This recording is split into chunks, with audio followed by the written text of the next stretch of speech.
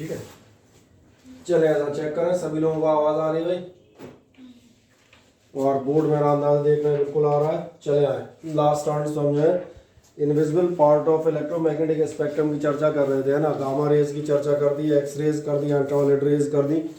तीनों रेज में आप देखेंगे जो आपके क्वेश्चंस थे उनके अकॉर्डिंग सबसे पहले हमने डिस्कवरर आपसे डिस्कस किया, किसका कौन था, ठीक है ना। जैसे एक्स रेज के लिए आपसे कहा जाए रॉन्जन, या गामा रेज के लिए कहा था आपसे हेनरी बेक्वेरेल। देन वेवलेंथ आप बता दी, वेवलेंथ भी मैंने कहा था ऑर्डरली रहेगी। वेवलेंथ ऑर्डरली का मतलब है कि अगर आप जो है सपोज करें गामा रेज लेते हैं तो गामा रेज की आपकी वेवलेंथ आप याद रखिएगा सबसे पहले, और गामा रेज की जो आप वेवलेंथ है याद रखेंगे वो आपको ध्यान में कितनी होगी 0.011 एंगस्ट्रॉम टू 1 एंगस्ट्रॉम। बाकी मैंने कहा फ्रीक्वेंसी कोशिश करना कि याद हो जाए, नहीं हो रही तो कोई दिक्कत नहीं है। देन इसके बाद एक्स रेज आएंगी, एक्स रेज पे आप जाएंगे, ये 1 एंगस्ट्रॉम से स्टार्ट होती है till 100 angstrom. Then there are the ultraviolet rays, और अल्ट्रावायलेट रेज पे आप जाएंगे तो ये आपकी जाती हैं 100 एंगस्ट्रॉम टू 4000 एंगस्ट्रॉम, और 4000 एंगस्ट्रॉम इसलिए क्योंकि अब यहाँ जो पार्ट आता है वो कौन सा आता है, वो विजिबल लाइट का आता है, यानी कि विबग्योर। और विबग्योर आपको मालूम है wavelength of violet starts from, तो ये बाउंड्री अपने आप फिक्स हो गई। और इसी टाइप से जो हम नेक्स्ट वेव लेने जा रहे हैं उसकी बाउंड्री लाइन भी, चले एग्जैक्ट लिख देता हूँ यहाँ पर 7800 एंगस्ट्रॉम, वो भी फिक्स हो गई कि जो आपका अगला आएगा इंफ्रारेड वो भी यहाँ आएगा, ठीक है ना। बाकी मैंने देखा क्वेश्चन के अकॉर्डिंग हम लोगों ने क्लास 2 बार ले ली, और वो क्या ले ली कि अलग अलग क्या हम कहते हैं इनके यूजेस एप्लीकेशंस, कहीं हार्म्स ये याद रखिएगा। Basic properties, ionize the gases, affect the photographic plate, cause the fluorescence on barium sulphate etcetera, ये आपको मालूम है। कौन सी कहाँ यूज़ होती है, डिटेक्शन ऑफ बोन्स में एक्स रेज आप इस्तेमाल करेंगे, कैंसर के ट्रीटमेंट में आप गामा रेज इस्तेमाल कर देंगे, वाटर प्योरिफिकेशन में, स्टरलाइजेशन ऑफ सर्जिकल इंस्ट्रूमेंट्स में, इन सब कामों के लिए आप अल्ट्रावायलेट रेज का इस्तेमाल करेंगे, यानी ग्राफाइड। या अब इसके बाद आप आगे बढ़ेंगे तो नेक्स्ट आती है इंफ्रारेड वेव्स। इंफ्रारेड वेव्स के साथ एक बहुत अच्छी बात है, इंफ्रारेड वेव्स का नाम हमने लास्ट ईयर सुना होता है 11th में अगर आपको याद हो, mode of convection of conduction of heat थे हमारे पास, ट्रांसफर ऑफ हीट। और ट्रांसफर ऑफ हीट में आपने 3 तरह की चीज़ें पढ़ी थी। एक आपने पढ़ा था conduction, when one end of a rod is heated up then the heat flows from one end to the other end of the rod, this method is conduction. Second one was आपको याद आएगा the convection. Convection आपसे कहा था liquids and gases, नीचे से आप गर्म करते हैं किसी भी लिक्विड को, हॉट मॉलिक्यूल्स ऊपर जाते हैं, कोल्डर वन नीचे आते हैं टुवर्ड्स द सोर्स, तो ये सही है। अब तीसरे नंबर पे आपको याद आएगा यही एक मेथड हुआ करता था रेडिएशन। और जब रेडिएशन पढ़ते थे तो आपसे कहते थे जो सन से हमारे पास रेडिएशन आते हैं, solar radiations, they contain the invisible part of a spectrum, ultraviolet rays they contain the visible light as well as they contain the heat. तो ये जो हीट रेडिएशंस हैं अगर आपको नाम याद है तो ये कहलाते थे इंफ्रारेड वेव्स। पहली बात समझ में आ गई कि इंफ्रारेड वेव्स एक्चुअली क्या होती हैं। अगर अपने पर्पस से हम प्रैक्टिकल पर्पस से जाएं तो ये होते हैं हीट या थर्मल रेडिएशंस। छोटी छोटी जानकारियाँ, डिस्कवरर याद रखेंगे, विलियम हर्शेल नाम है, थोड़ा सा याद रखें बेहतर रहेगा। वेवलेंथ याद होगी 7800 एंगस्ट्रॉम से शुरू होनी थी, अभी मैं पिछली स्लाइड में दिखा रहा था। देन कहाँ तक जाएगी याद देखना 10⁻⁷ एंगस्ट्रॉम तक, और ब्रैकेट में लिखा हुआ है 1 mm। ये कैसे लिखा हुआ है ये भी मैं दिखा देता हूँ, क्योंकि 10⁻⁴ एंगस्ट्रॉम का मतलब होगा, यही मतलब होगा ना, मीटर में कन्वर्ट करोगे। और एक इंटरेस्टिंग बात, ये डिजिट अपनी पकड़ में आ जाएगी 10⁻³ मीटर, और आपको याद होगा 10⁻³ metre, it is better to say 10⁻⁷ angstrom. इतना लंबा बताने जाए छोटा बताओ ना, 1 mm सिंपल, तो ये क्लियर हो जाता है वेवलेंथ। अब अगला, इंफ्रारेड रेडिएशंस आर थर्मल और heat radiations and these are emitted by the bodies at high temperature. क्या ये समझ में आता है ना, किसी भी बॉडी को अगर आप गर्म कर रहे हैं तो उससे जो हीट निकलती है वो किस फॉर्म में निकलेगी, so definitely in the form of heat radiation से आप कह सकते हैं इंफ्रारेड रेज। ठीक है, तमाम सारी आपने इलेक्ट्रोमैग्नेटिक वेव्स यहाँ तक पढ़ ली और एक आध के नाम भी सुन लिए, ठीक है। X rays, gamma rays, ultraviolet, infrared, आगे जाके एक रेडियो और माइक्रो और आ जाएंगे। क्या आप बता सकते हैं ह्यूमन बॉडी से कौन सी रेज निकलती हैं इन सब में से? आदमी में से कौन सी रेज निकलने की संभावना है? विजिबल, इनविजिबल, गामा और गामा। सोचो अगर तुमसे गामा रेज निकल रही होती तो मैं घर में नहीं घुसने दिया जाता। बोले ये कौन है? बोले रेडियो एक्टिव लड़की, गामा रेडिएशन। लोग आप दूर से ही बताते, वो देखो कैंसर वाली लड़की। इंफ्रारेड रेडिएशंस निकलते हैं ह्यूमन बॉडी से केवल और केवल। कोई से मत बताना कि एक्सरे निकलती हैं, लाल हरे पीले कलर निकलते हैं। निकलते हैं क्या विजिबल लाइट? आदमी आ रहा है रात में दिख रहा है, वो पीले वाले जो हमारे चाचा हैं वो जो नीले नीले दिखाई दे रहे हैं वो हमारे पड़ोस में रहते हैं।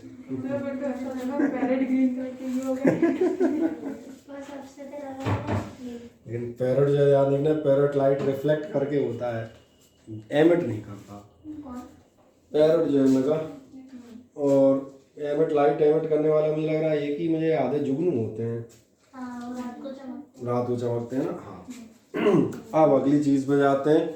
ह्यूमन बॉडी से याद रखिएगा कौन से रेडिएशन निकलते हैं। हीट रेडिएशन जो है आप खुद ही मालूम है, आप रजाई में घुसते हो रात में, रजाई ठंडी होती है and after some time it becomes warm. So how it becomes warm? Because you are radiating the heat. और लास्ट ईयर ये पढ़ाते ना जो आप स्वेटर क्यों पहनते हैं? स्वेटर ध्यान आता है कि इंसुलेटिंग लेयर क्रिएट कर देता है एटमॉस्फेयर और आपके बीच में, आपके रेडिएशंस ट्रैप हो जाते हैं, वो जगह गर्म हो जाती है। बढ़िया। हाँ अब next, these waves cause heating effect and increase the temperature of bodies. इसमें क्या मैं बताऊंगा, खुद ही समझ में आ रहा होगा। नेक्स्ट है सबसे खास प्रॉपर्टी यहाँ बता देते हैं इंफ्रारेड रेडिएशंस की, इस पर चर्चा करेंगे। These can travel long distances without much scattering and absorption. बिना स्कैटर और एब्जॉर्ब हुए ये लंबे डिस्टेंस ट्रेवल करने में सक्षम है। थोड़ा सा 10th याद दिलाता हूँ, तुम्हें सीक्वेंस मिल जाएगा। तुम्हें 10th में याद आएगा, आपसे पूछा जाता था ड्यूरिंग द सनसेट और sunrise the sun is red, क्योंकि उस समय बताते थे कि आपके जो 7 कलर्स होते हैं उनमें से ज़्यादातर स्कैटर हो जाते हैं। लाल वाले की वेवलेंथ सबसे ज़्यादा होती है तुम्हारे विजिबल में, क्योंकि तो हम केवल विजिबल पढ़ते थे। विजिबल में रेड की वेवलेंथ लार्जेस्ट है, तो ये इतना लंबा डिस्टेंस कवर करके बिना बिखरे हम तक आ जाता है। अब हम लाल के बजाय इंफ्रारेड पर हैं भैया, और बड़ी वेवलेंथ पर है, तो समझ में आ रहा होगा, तो और बेहतर ढंग से लॉन्ग डिस्टेंसेस कवर करेगा। इसीलिए इसका इस्तेमाल कहाँ करते हैं, आपके यहाँ क्वेश्चन आता है कई बार। These are used to taking photographs under bad weather conditions from great height. और बैड वेदर कंडीशंस में अगर आपको फोटोज लेने हैं, फॉर एग्जांपल मान चलें ड्रोन कैमराज से जो आप फोटोग्राफी करते हैं, कोहरा है, धुंध है, ऐसी कोई कंडीशन है, ग्रेट हाइट पर हो, नॉर्मल आपके जो कैमरा है लाइट वाले जो विजिबल लाइट पे बेस्ड है वो काम नहीं करेंगे। कौन से कैमरे की ज़रूरत पड़ेगी? इंफ्रारेड।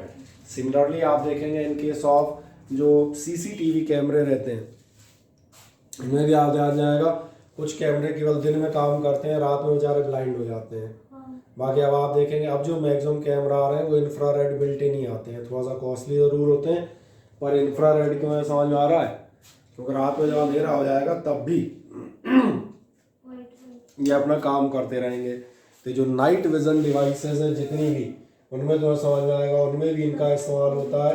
कहाँ यूज होंगे? These are used in night vision devices. बोलो कोई क्वेश्चन है मुझे पूछो। नहीं हो रही?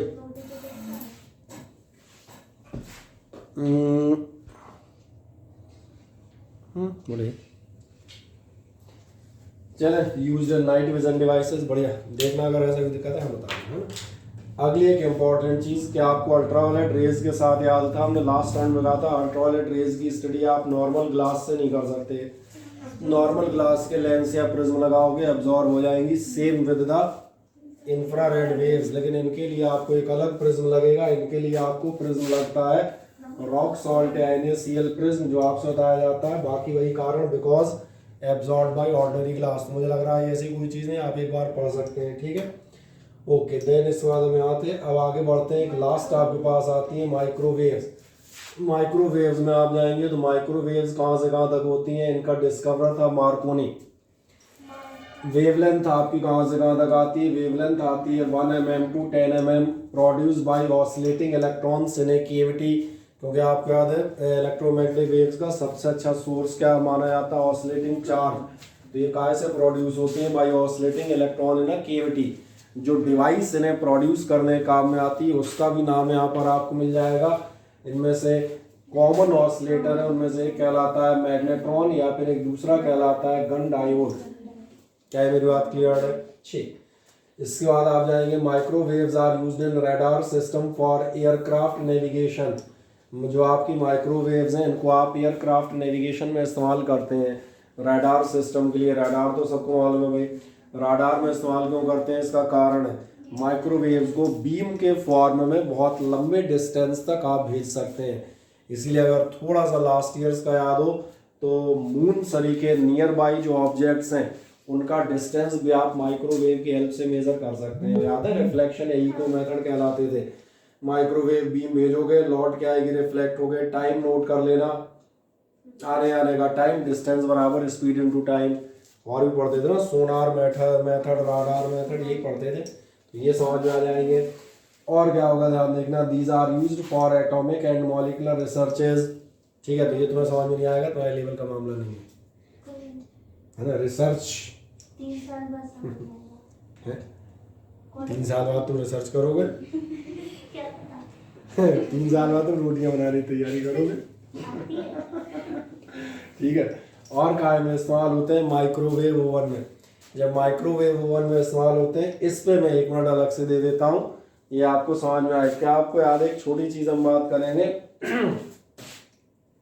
लास्ट ईयर हम एक पढ़ रहे थे, हमने ऑसिलेशंस पढ़े थे। और ऑसिलेशन जो पढ़ते थे हम 3 तरह के पढ़ते थे। एक ऑसिलेशंस होते थे आपके फ्री ऑसिलेशंस, एक होते थे डैम्प्ड ऑसिलेशंस, और एक आपके होते थे फोर्स्ड। और फिर फोर्स में ही एक खास टाइप होता था जो कहलाता था रेजोनेंस या रेजोनेंट ऑसिलेशंस। फुर्ती से मुझे सुनते आइएगा, क्योंकि वैसे तो मैं एक लाइन में निपटा देता, पर मैंने कहा थोड़ा सा अच्छी चीज़ है, जानकारियाँ भी होनी चाहिए। 12th में पढ़ रहे हो, आसपास की भैया समझ भी डेवलप हो, ना कि केवल फिजिक्स रट के और 2 नंबर लेके पास हो जाओ।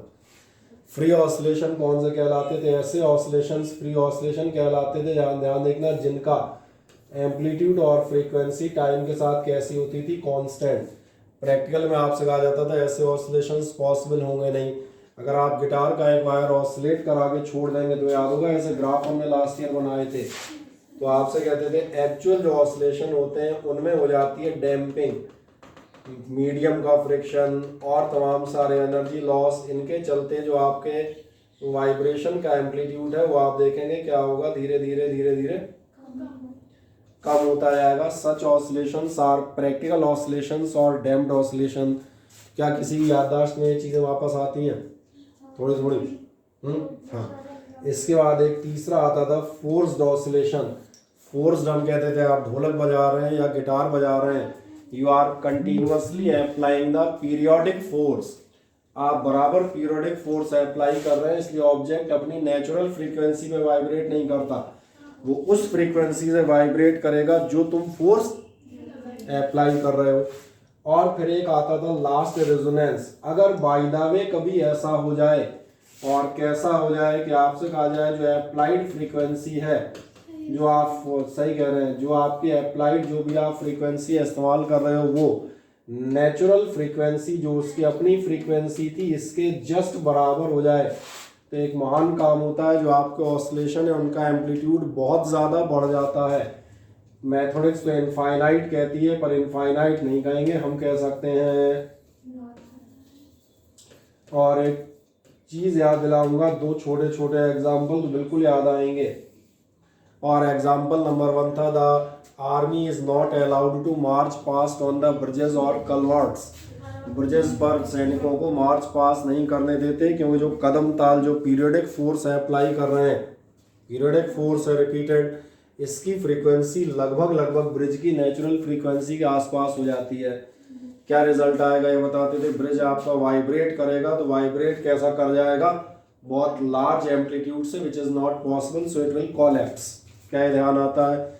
एक दूसरा एग्जांपल मैं आपसे देता था, किचन में जाके आप रेडियो बजाएं, तमाम सारे अलग अलग म्यूजिक, अलग अलग म्यूजिक मतलब साउंड्स ऑफ डिफरेंट फ्रीक्वेंसीज।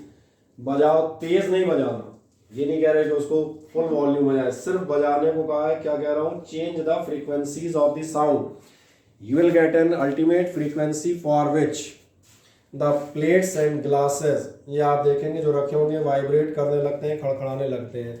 तो इसका मतलब समझ आ रहा है, इस समय रेडियो जो साउंड प्रोड्यूस कर रहा है उसकी फ्रीक्वेंसी लगभग आपके ग्लास या प्लेट की फ्रीक्वेंसी बराबर हो गई है, इसलिए वाइब्रेशन का एम्पलीट्यूड क्या हो गया है, ज़्यादा बढ़ गया है। अब आप पूछेंगे इससे हमारा क्या मीनिंग था। हमारा मीनिंग ये था, ध्यान से देखें, क्योंकि आप में से कुछ लोग हम बता दें, कई बार कुछ अच्छे एग्जाम भी देने की गलती कर देते हैं, उसमें कई बार क्वेश्चन क्या है डेप्थ में से निकल आता है, लैंग्वेज में समझ में नहीं आता। हम जो बता रहे थे माइक्रोवेव ओवन, माइक्रोवेव ओवन किसी के यहाँ है नहीं है? अरे किसी के यहाँ तो होगा, किसी के यहाँ नहीं हो जा रहा, सब गरीब लोग हैं।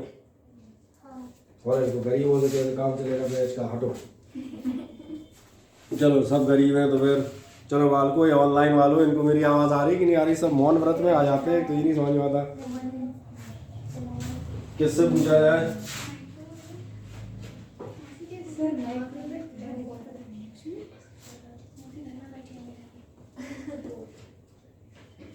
याद करो कौन सा वीडियो किया है?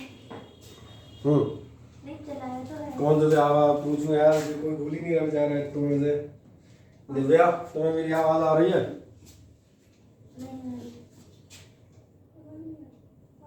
आ रही है, इसका माइक बंद है।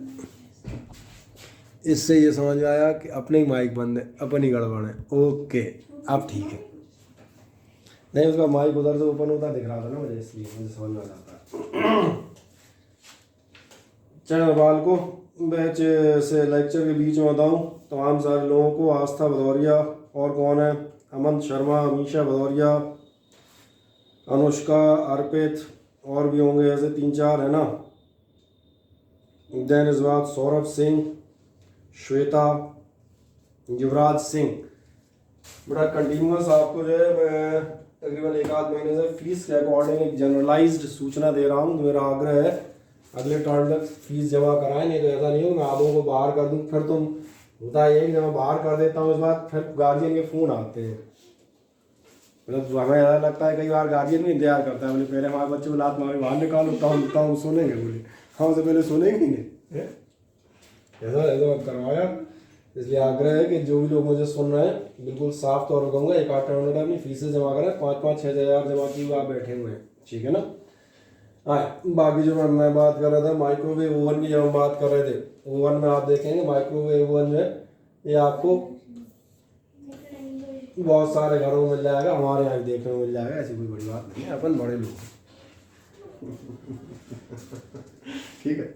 इसमें आप देखेंगे माइक्रोवेव बीम्स से आपका खाना पकाया जाता है। सवाल आता है माइक्रोवेव बीम्स से खाना कैसे पकता है, इसका प्रिंसिपल आप देखेंगे, इसलिए मैंने कहा चर्चा कर लेते हैं कि ये चीज़ें में कोई समझाएगा नहीं। एक्चुअली ऊपर हम कहते हैं केवल एक लाइन लिख के निकाल जाएगा। मान चलें आपने एक आलू रखा, आप किसी आलू को बॉयल करना चाहते हैं। नॉर्मल बॉयलिंग में आप क्या करते हैं, आलू को पानी में डालते हैं। जब आलू आप गर्म पानी में डालते हैं, क्या आपने ध्यान दिया है, जो नॉर्मल बॉयलिंग पर वाटर में आपने आलू डाला है इसको हीट सप्लाई हो रही होती है बाहर से, और इसीलिए इस आलू को क्या होता है हीट अंदर जानी होती है। जब अंदर जानी होती है तो बाहर यहाँ का टेम्परेचर बहुत ज़्यादा हो नहीं सकता, क्योंकि आप मालूम है पानी के टेम्परेचर की लिमिट है 100 डिग्री सेल्सियस। कुकर में डाल दोगे तो 200 degree Celsius, not more than that, ठीक है। ये हीट याद देखना इसके अंदर जाएगी, धीरे धीरे इसको पकाएगी। अच्छा, कभी तुमने आलू अगर जल्दी निकाल लिया तो तुमने ध्यान दिया इसमें एक दिक्कत हो जाती है, इसमें एक बेर वाली गुठली निकल आती है। वो इसलिए निकल आती है कि हीट बाहर से अंदर आ रही थी। अगर बड़ा आलू है तो फिर आप देखेंगे यहाँ तक हीट पहुँचेगी नहीं, ठीक। दूसरी बात आप देखना, जो आप हीट इसको दे रहे हैं उसमें से तमाम सारी केवल लॉस हो रही है, that's all. That's why this process takes a time. Loss of heat, समझ में आ रहा है, लॉस ऑफ टाइम। अब आ जाओ यहाँ पर हम क्या काम करते हैं, माइक्रोवेव ओवन में जो आपका आलू रखा होता है इसमें माइक्रोवेव बीम्स भेजी जाती हैं। माइक्रोवेव बीम्स तो मालूम है इलेक्ट्रोमैग्नेटिक वेव है, ये अंदर पेनिट्रेट कर जाती हैं। मज़ेदार बात ये होती है कि जो माइक्रोवेव की फ्रीक्वेंसी है और जो आपके फूड आइटम्स हैं इनकी नेचुरल फ्रीक्वेंसी लगभग बराबर होती हैं। अब तो समझ में आता है इससे क्या आएगा, इसके जो मॉलिक्यूल्स हैं ये मॉलिक्यूल अपनी जगह बहुत तेज़ी से वाइब्रेट करेंगे। जब मॉलिक्यूल वाइब्रेट करेंगे तो मॉलिक्यूलर फ्रिक्शन से हीट डेवलप होती है। इसमें सबसे इंटरेस्टिंग बात यह है, ध्यान देखना, इस प्रोसेस में 10% हीट काम में आती है, 90 बेकार जाती है। इसमें यहाँ डेवलप होने वाली हीट बेकार नहीं जाएगी, वो जाएगी कहाँ, बाहर ही तो निकलेगी। वो बाहर जहाँ निकलेगी वहाँ आलू ही है। सही कहा ना मैंने। इसलिए आप देखेंगे माइक्रोवेव ओवन में चीज़ों के पकने या गर्म होने की रफ्तार फास्ट होती है। You get the speedy and better cooking. तो ऐसा क्यों बोल दो उसका खाना ज़्यादा नहीं खाना चाहिए? नहीं, ऐसा किसने कहा? मैंने बोला। वो हिंदुस्तान है, अपने बहुत सारे भ्रम रहते हैं। बोलते हैं इनका। वो अपने हमने कहा ना, हिंदुस्तान में बहुत सारे भ्रम है। जैसे मैं एक बहुत बढ़िया भ्रम बता देता हूँ, जो बड़े बड़े नेताओं को मैंने 2-3 बार भाषण में सुना, हरियाणा के और राजस्थान में। बहुत पहले की मुझे याद है, चौधरी देवीलाल होते थे, बाद में वो इस देश के उप प्रधानमंत्री रहे।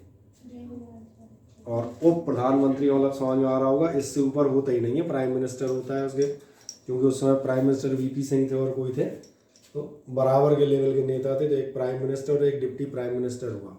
देश के सर्वोच्च पद पे बैठा व्यक्ति था, उसने एक बार भाषण दिया पंजाब के खिलाफ। बोले पंजाब वाले जो हैं, बोले हमारे साथ धोखा कर रहे हैं, इन्होंने डैम बना लिया है, वहाँ से जो पानी आता है उसमें से बिजली निकाल लेते हैं, तो हमारे पास बोले खाली पानी आता है, तो बोले इसलिए अपनी फसलें खराब हो रही हैं।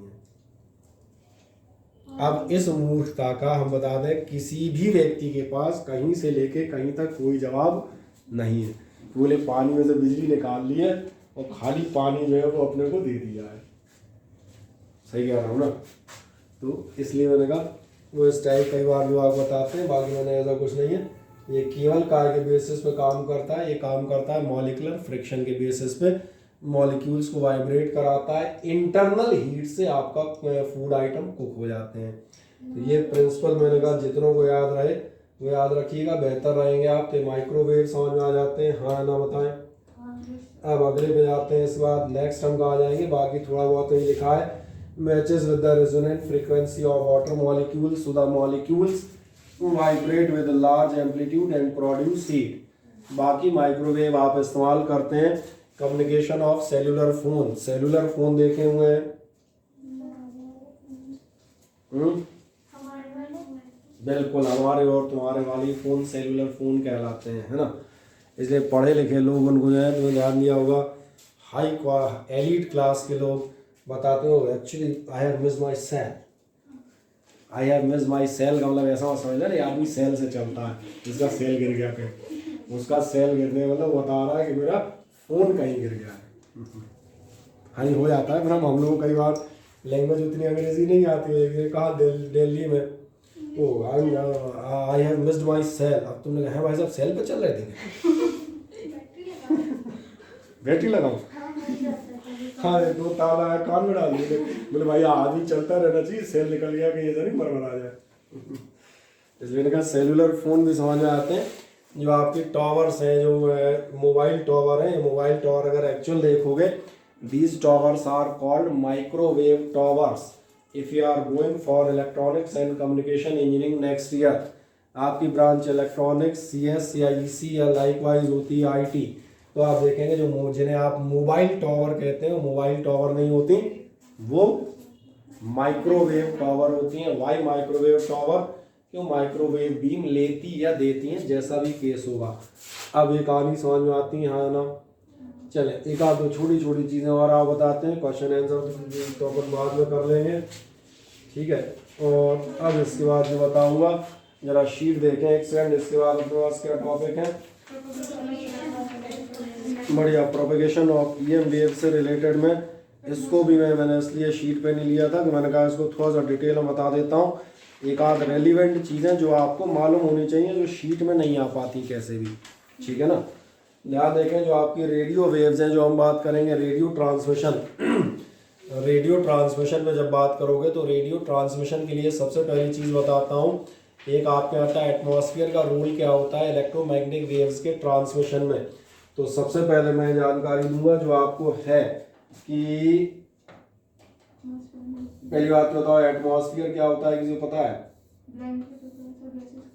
सही कह रहे हैं, गैसियस एनवेलप और blanket around the earth up to a height of nearly 400 metre. बढ़िया। अब आप देखेंगे जो आपका पूरा का पूरा एटमॉस्फेयर है ये कुछ लेयर्स में डिवाइड किया जाता है, जिनमें से पहली लेयर आपको याद आएगी ये कहलाती थी ट्रोपोस्फियर। ये नाम आपने एनवायरमेंटल साइंस, जनरल साइंस और ज्योग्राफी कई जगह पढ़ा हो सकता है। दूसरी लेयर अगर आप देखेंगे इसके बाद एक सेकंड लेयर आती है जो आपके लिए कहलाती है स्ट्रेटोस्फियर। आप सही है। इसके बाद एक तीसरी लेयर आपके लिए आती है जो पतली सी लेयर होती है, ये कहलाती है मीजोस्फियर। हाँ, ये इनके एक्चुअल नाम है। और इसके बाद एक फाइनल लेयर जो आपकी आती है, तो एक फाइनल लेयर आपकी यहाँ गई कहलाती है आयोनोस्फियर।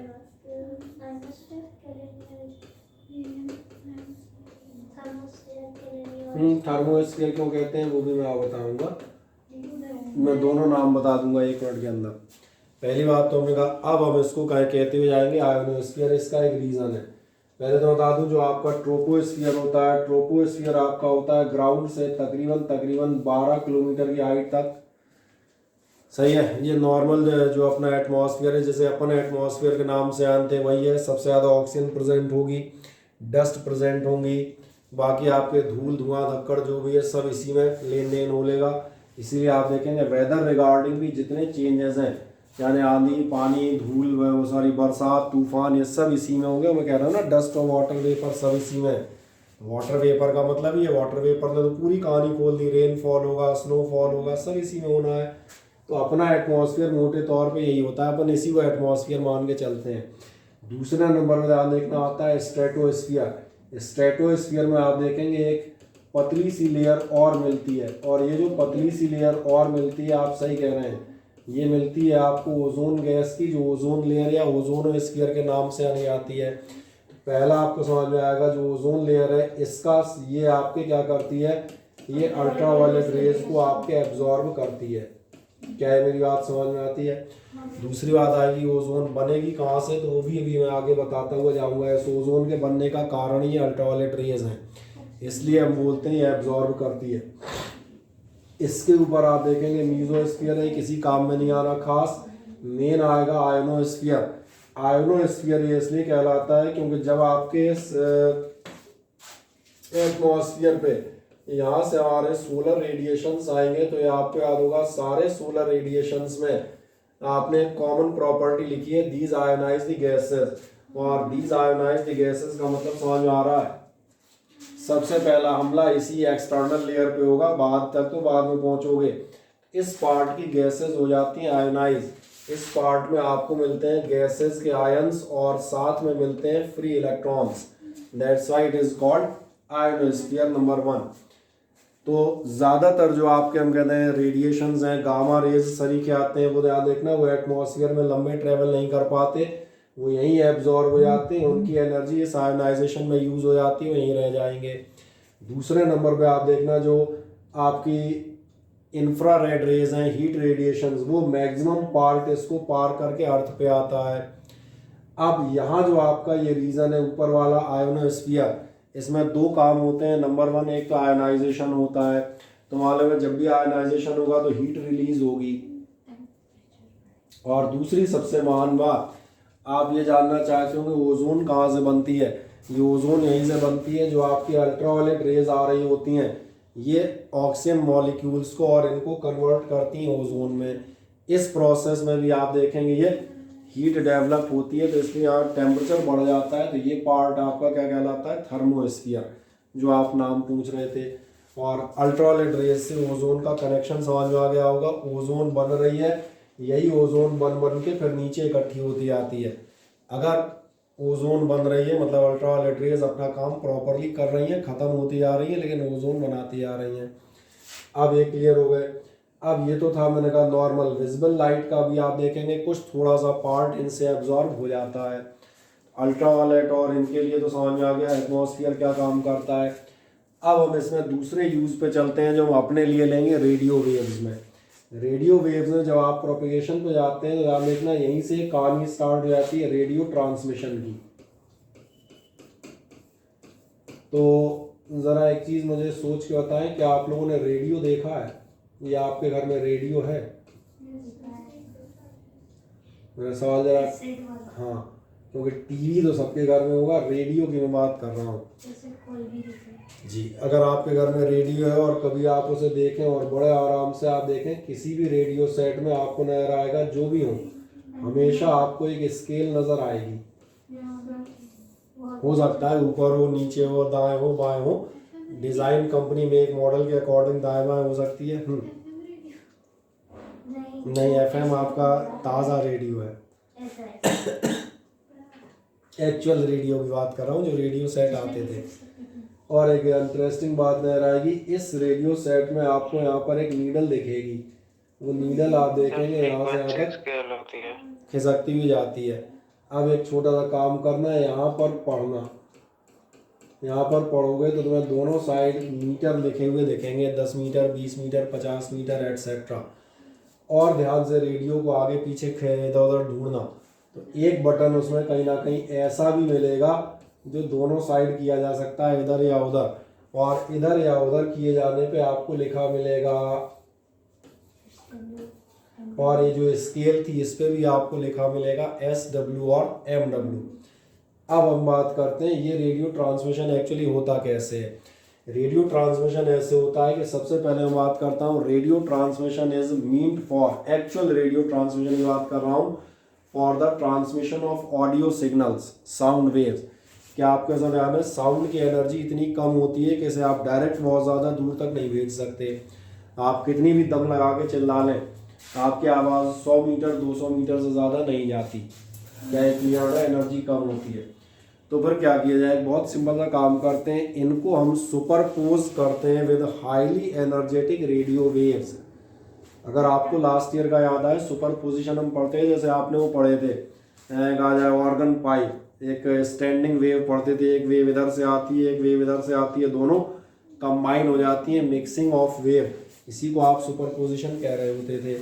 तो मैंने कहा अगर आप जाएंगे तो सबसे पहला काम जो मैं कहूँगा, रेडियो ट्रांसमिशन के लिए जो आप फर्स्ट स्टेप फॉलो करते हैं वो क्या होता है कि हम साउंड वेव्स को सुपरपोज करते हैं with high frequency and high energy radio waves के साथ।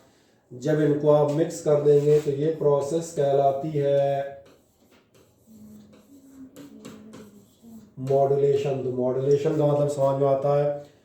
अब होगा क्या, जैसे मान के चले यहाँ से किसी ने, मान के चले आपने किसी को कॉल किया और आपने यहाँ से बोला हेलो, तो इस हेलो में साउंड के साथ क्या होगा, रेडियो वेव्स आपका मोबाइल फ़ोन या आपका सेल फोन मॉड्यूलेट करता है और इसको भेज देता है स्पेस में। चूँकि रेडियो वेव्स आपकी चलती चली जाएंगी तो उनके साथ साथ ये साउंड वेव्स मिक्सअप हैं, ये भी जाती हैं, सुपरपोज्ड हैं। अब जिस आदमी के पास से वेव पहुँचेगी मॉड्यूलेटेड वेव, उसके पास आप देखना वो दूसरा काम करता है, वो काम कर रहा होता है डिमॉड्यूलेशन। और डिमॉड्यूलेशन में वो क्या काम करेगा, इन दोनों वेव्स को सेपरेट करता है। वो फ़ोन साउंड वेव्स को स्पीकर में ले लेगा तो आपको आवाज़ आ जाएगी और रेडियो वेव्स को छोड़ देगा। और इसीलिए अगर आप में से कोई भी इंटरनेट का कनेक्शन लेता है तो उसे एक मज़ेदार बात समझ में आएगी, इंटरनेट का कनेक्शन बिना मॉडेम के नहीं लगता। क्या इसका नाम आपने सुना है, एक वाइट या किसी भी काले कलर की हम कहते हैं छोटी चपटी सी ऐसा बॉक्स टाइप रहेगा, 2-4 लाइटें लाल हरी नीली पीली, जिसने भी इंटरनेट का कनेक्शन लेगा वो आप ध्यान देखना उसके यहाँ एक ऐसा बॉक्स मॉडेम रखा जाएगा। एक्चुअली मॉडेम ध्यान देखें, मॉडेम होता क्या है, मॉडेम को आप ध्यान से देखो तो मॉडेम का नाम मॉडेम इसलिए है क्योंकि ये होता है, ये मॉ प्लस डेम होता है, मॉड्यूलेटर प्लस डिमॉड्यूलेटर। एक्चुअली जो आप नेट पे काम कर रहे हैं तो आपने जो सिग्नल भेजे वो मॉड्यूलेट होके आगे जाते हैं और उधर से जो आए हैं वो डिमॉड्यूलेट होके वापस आते हैं। अपने फ़ोन में भी आप देखेंगे इनबिल्ट होता है, इसलिए फ़ोन में हमें अलग से नहीं बताया जाता कि मॉडेम लगा है, बाकी लगा होता है। वो वॉइस कॉल से या टेक्स्ट मैसेज जो भी उनको मॉडुलेट और डिमॉडुलेट करता रहता है। तो ये तो समझ में आता है। अब अगली चीज़ आती है जो मॉड्यूलेशन है। तो हमें मालूम है किसी भी वेव की दो बेसिक प्रॉपर्टीज होती हैं, या तो एम्पलीट्यूड या फ्रीक्वेंसी। तो इसीलिए आपके मॉड्यूलेशन दो टाइप के माने जाते हैं। एक मॉड्यूलेशन आपके लिए कहलाता है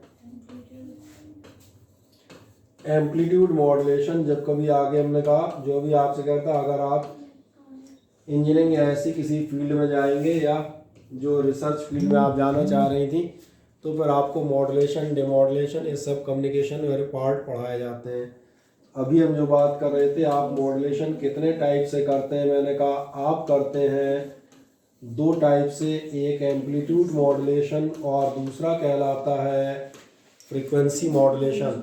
और एक्चुअली यही दोनों मॉड्यूलेशंस आपके रेडियो प्रसारण के लिए दो अलग अलग टेक्नोलॉजीज बना देते हैं। इनमें से एक कहलाती है एएम, जो है आपकी पुरानी, और दूसरी बना देती है एफएम, जिसकी आप अभी बात कर रहे थे, जो है नई।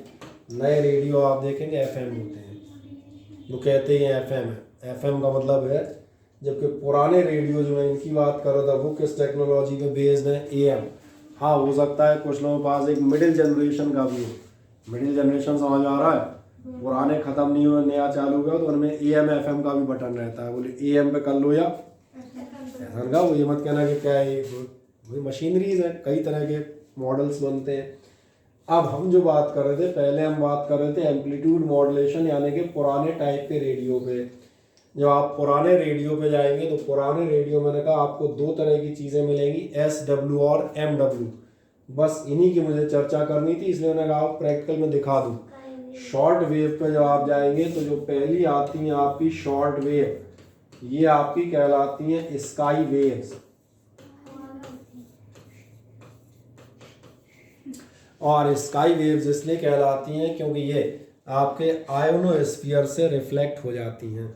और आयोनोस्फीयर से अगर रिफ्लेक्ट होंगी तो आपको ऐसा लगेगा कि आसमान से आ रही हैं।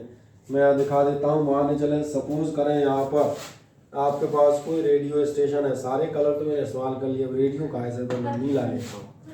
मान के चलो यहाँ पर है कोई रेडियो स्टेशन, ठीक है, मोटा कर लेता हूँ।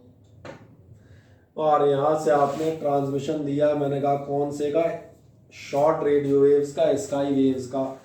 अगर एक ट्रांसमिशन आप दे रहे हैं तो ये क्या होता है, आपके उससे हो जाता है रिफ्लेक्ट। फिर आप देखना, चलो और सॉरी नीचे से लेना था। फिर ये हमने कहा, चलो एक बार और बना दो।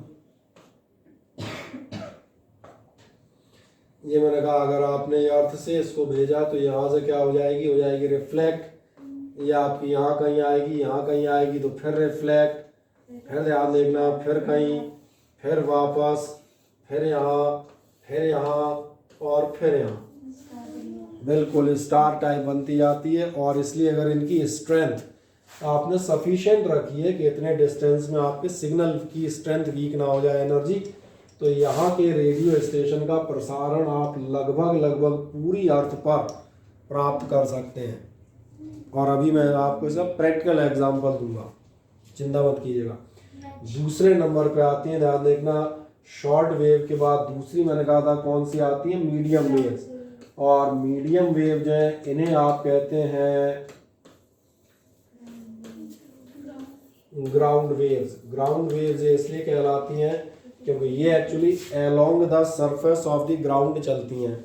और along the surface of the ground चलेंगी तो आप देखते हैं जैसे यहाँ से चलेंगी तो ऐसे ऐसे ऐसे ऐसे, और आगे जाके या तो सीधी निकल जाएंगी, या चूंकि ग्राउंड पे चल रही है तो समझ में आ रहा होगा ग्राउंड इनके वाइब्रेशंस को एब्जॉर्ब कर जाएगी, तो ये वेव आपकी डेड हो जाएगी, फेड अवे हो जाएगी। इसलिए एक बहुत बड़ा अंतर देखने को मिलेगा। Short waves which are reflected back by the atmosphere or correctly ionosphere, they can be achieved in most of the parts of the earth due to the successive reflections, due to a large number of reflections.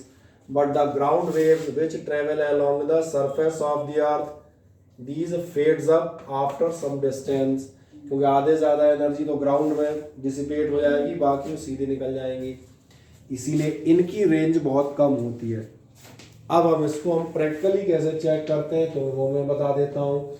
एक काम करना है, इस radio में 2 cell डाल के 4 cell डाल के चालू करना और अलग अलग स्टेशन सुनना। जब आप शॉर्ट वेव चालू करेंगे तो आपको नजर आएगा शॉर्ट वेव पे, शॉर्ट वेव उस पर जो स्केल चलेगी वो होगी 25 metre, 31 metre, 41 metre, 55 metre.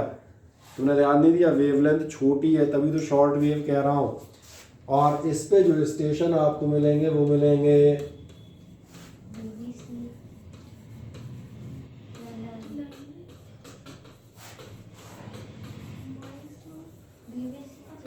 Voice of America, Britain का जो न्यूज़ चैनल है, ब्रिटिश ब्रॉडकास्टिंग कॉरपोरेशन बीबीसी कहलाता है।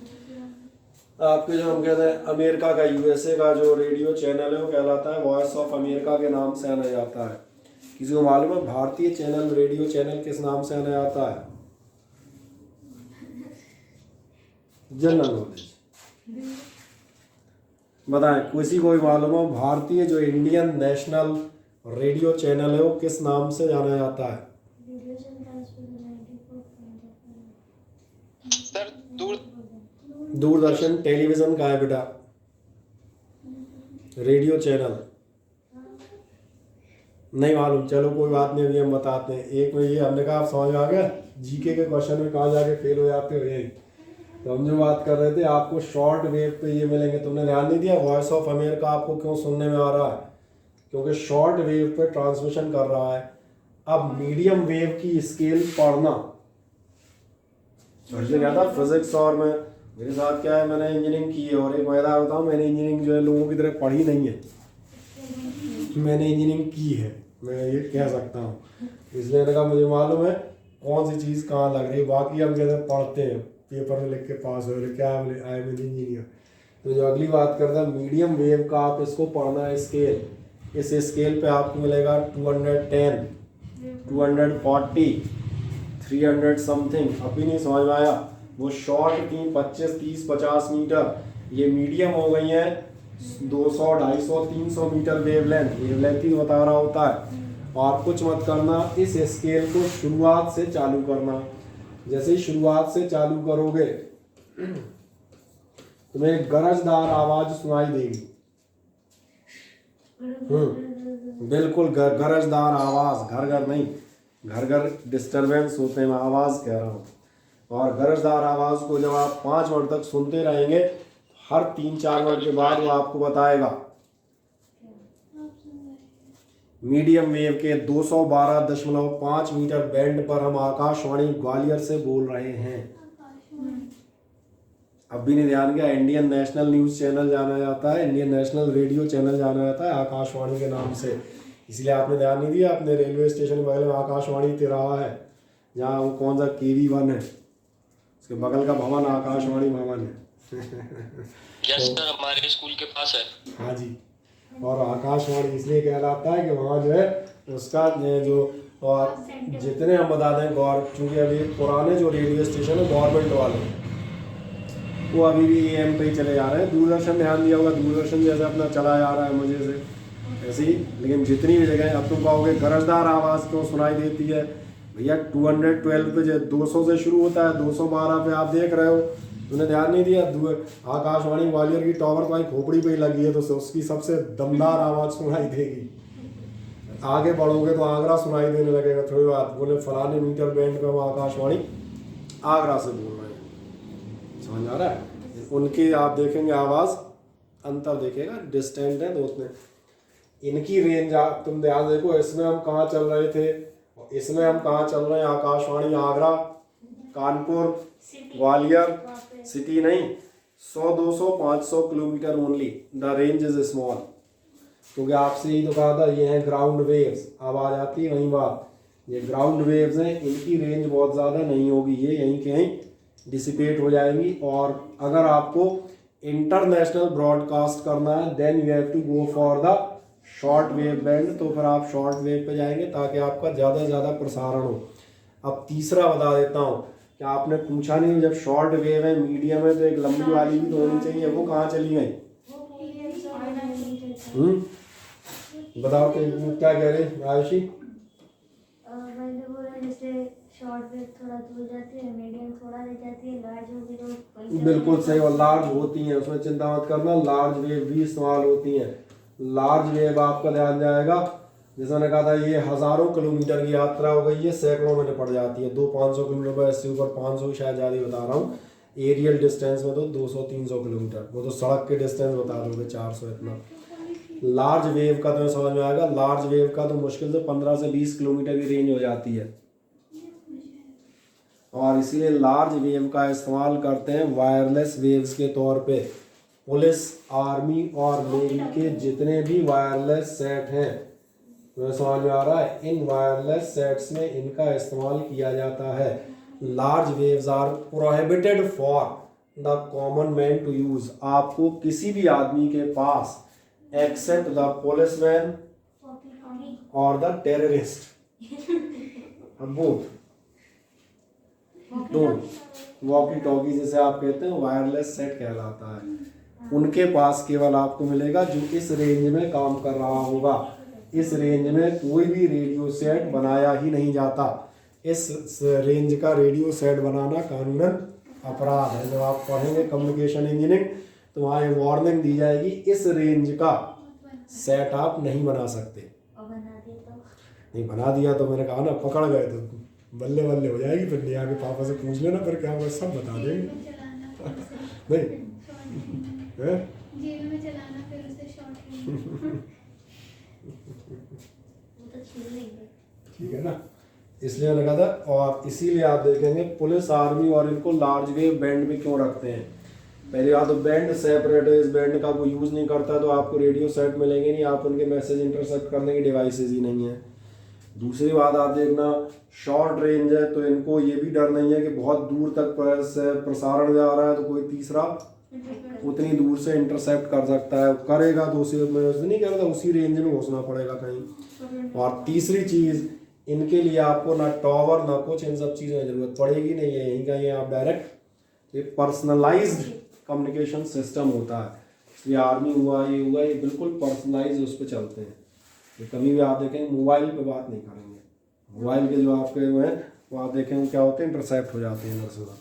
समझ में आ जाता है। तो चले, ये तो समझ में आ गई सारी चीज़ें। तो ग्राउंड और स्काई वेव प्रोपगेशन क्लियर हो जाते हैं, हाँ ना बताएं।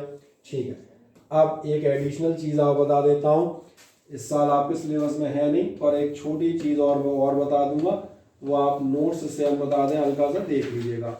और एडिशनल लिखना था, एडिशनल। ये microwave, sky wave, ground wave तो दिए हैं, एक एक लाइन में यही दिए हैं, इनको आप पढ़ लेंगे आराम से, कोई ऐसी चीज़ नहीं थ्रेट करें। एक रेडियो वो टीवी टावर दी गई होगी, हाँ टीवी सिग्नल। और जब टीवी सिग्नल्स पे जाते हो तो ध्यान देखो, एक छोटी सी बात देखें, क्या आपने ध्यान दिया है, चाहे टीवी की बात करें चाहे मोबाइल की बात करें, जो भी आपके टीवी या मोबाइल के रिसीवर है, पीयूष आवाज बोला देना मुझे, नमस्कार।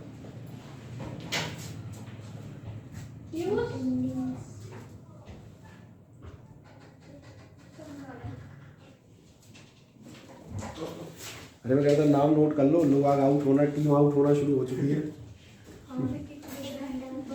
मुझे नहीं समझ आता, ऐसे शौकीन लोग हैं तो शौक क्यों फरमाते हैं। तो मैंने कहा फिर फाइबर कनेक्शन लेके मैं नहीं है तो फिर आ जाओ। चले, एडिशनल जो हम बात कर रहे थे वो ये है कि जो मैं आपसे कह रहा था कि आपकी जो मोबाइल है, मोबाइल के आपके जो ट्रांसमीटर है, आपने ध्यान दिया होगा टावर के ऊपर लगाए जाते हैं। टावर के ऊपर क्यों लगाते हो?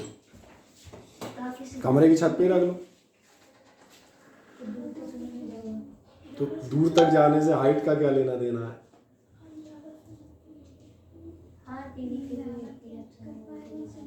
नहीं अरे वेव्स ही तो देनी है, वो आसमान में जाके टांगते हैं, बताओ। वेव तो बेटा सब जगह मौजूद रहती हैं, ऊपर भी तो होंगी, वो तो चाहे ऊपर हो चाहे नीचे हो। ऊपर तो वो शॉर्ट वेव भी होगी, हाँ। तो वहीं से आएगी। इसका रीज़न मैं आप बताता हूँ। आप एक छोटा सा काम कीजिएगा प्रैक्टिकल, एक मंजिले मकान की छत पे खड़े हो जाइएगा, सिंगल स्टोरीज मकान की छत पे खड़े होकर देखें आपको आसपास के कितने घर दिखते हैं। पड़ोसी बस मेरा प्रश्न है, एक मंजिले मकान की छत पे फर्स्ट मंजिल पे खड़े हो जाएं, इसी छत के ऊपर मान के चलें, आसपास के कितने घर देखेंगे? हैं? क्या कह रहे? दूसरी घर की हाइट पे डिपेंड घरों की हाइट सबकी एक ही जैसी होती है, ऐसे बता रहे घरों की हाइट। बोले मेरा घर साफ में बोले 50 फुट का है, अगले का बोले 3 फुट का ही घर है।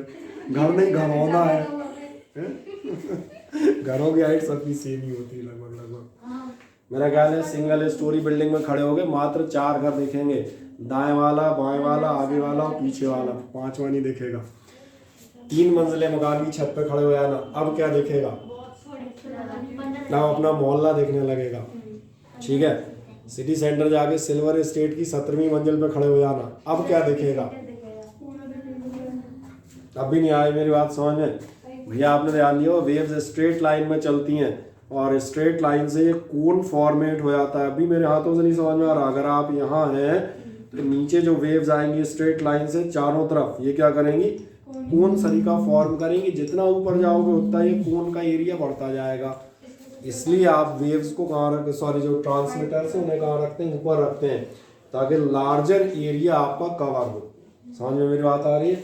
हाँ देखें ध्यान से, इसी बात पे हम एक सिंपल चीज़ दिखाते हैं। हम मान लेते हैं ये अपनी अर्थ, कहाँ मान लूँ? ये मान लो, और इस पर अपन बनाते हैं एक छोटी सी टीवी टावर। ये हो गई अपने लिए एक टीवी टावर। ठीक है, चाहे टीवी मान लें, एफएम मान लें, तो सब एक ही है। मोबाइल टावर सुविधा के लिए मैं जो नाम रख देता हूँ ये ए और बी, और इसकी हाइट मैंने सपोज कर ली कितनी है?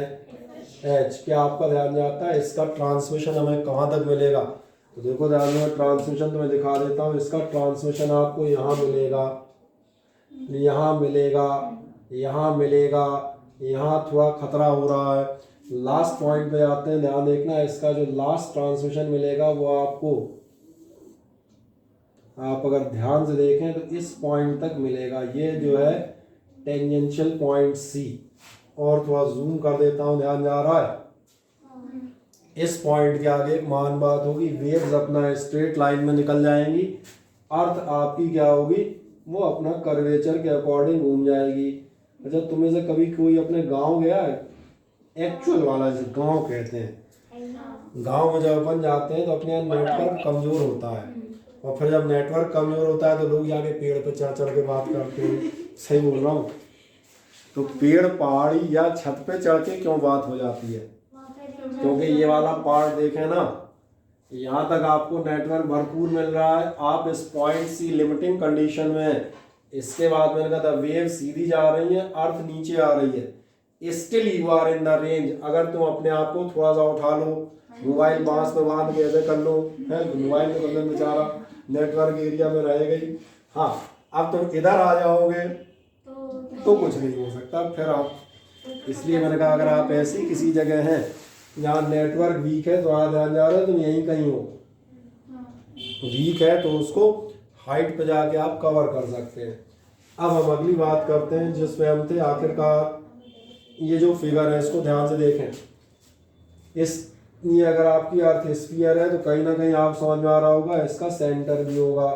तो हम एक काम कर सकते हैं, एक रेडियस ड्रॉ कर सकते हैं। मान चलो ये मैंने रेडियस ड्रॉ की, ऐसी जो टेंजेंशियल पॉइंट है इससे भी रेडियस ध्यान है 90 पे होती है, इससे भी ड्रॉ कर दो।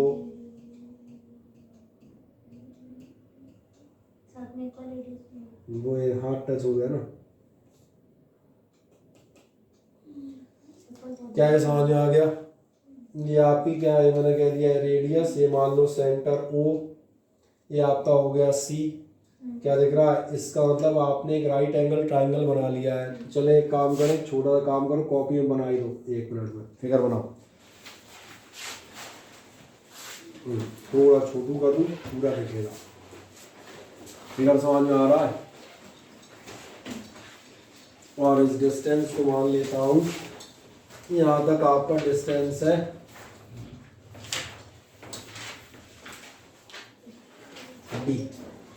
D मैंने मान लिया, that is the range of the TV tower.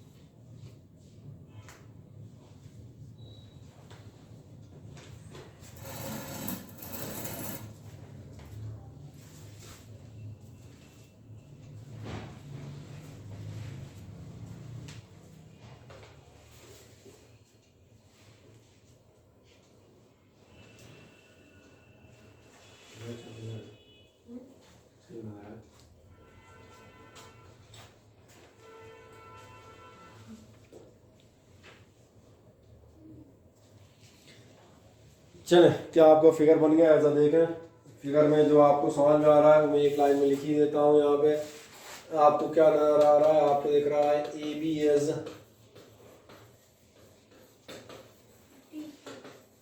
Tower of height H, the waves can be obtained. आप वेव्स को कहाँ तक प्राप्त कर सकते हैं? टिल आ टेंजेंशियल पॉइंट, ठीक है ना, ये ध्यान रखिएगा। ये कौन सा पॉइंट है? जहाँ तक आपकी टेंजेंट होगी यहाँ तक हम मानेंगे सी, और ज़्यादा हो तो ऐसा भी लिख देता हूँ एट डिस्टेंस डी, ठीक है। और डी की पूंछ निकाल दूँ, ये लो, कोई समस्या? A B is a tower of height H, the waves हैं, वेव्स रह गई, कोई बात नहीं, सही कर दो। The waves can be obtained till a tangential point C at distance D। अब क्या तुम्हें संत पाइथागोरस की थ्योरम याद है? बढ़िया, लगा दो ना, देखना ध्यान से। आपको क्या मिलेगा? आपको मिलेगा R square plus D square, दिख रहे हैं? ये आर है, वो डी है, तो आर इज इक्वल्स टू कितना हो जाएगा? आर प्लस एच का होल स्क्वायर, यानी आप कह देंगे R square plus D square is equals to R square plus H square plus 2RH। सही है। किसी अर्थ का रेडियस याद है कितना होता था?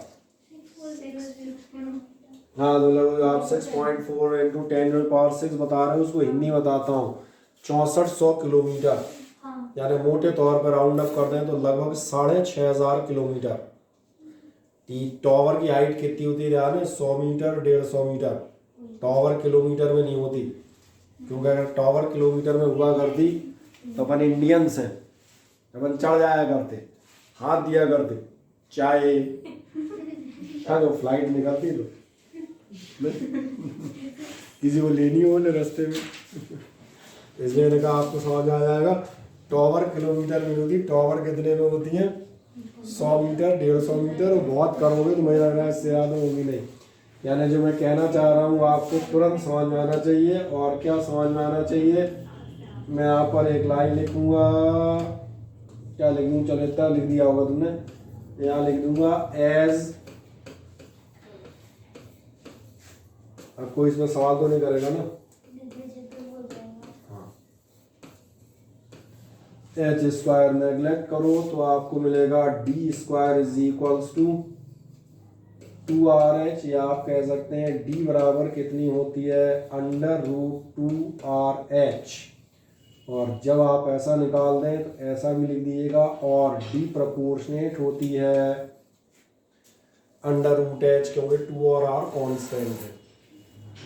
अब आपको ये बात मैथमेटिकल भी समझ में आनी चाहिए कि आपका रेंज काय के प्रोपोर्शनेट होता है? कहीं ना कहीं हाइट के। हाइट बढ़ाओगे तो रेंज जो है उसके अकॉर्डिंग बढ़ती चली जाएगी।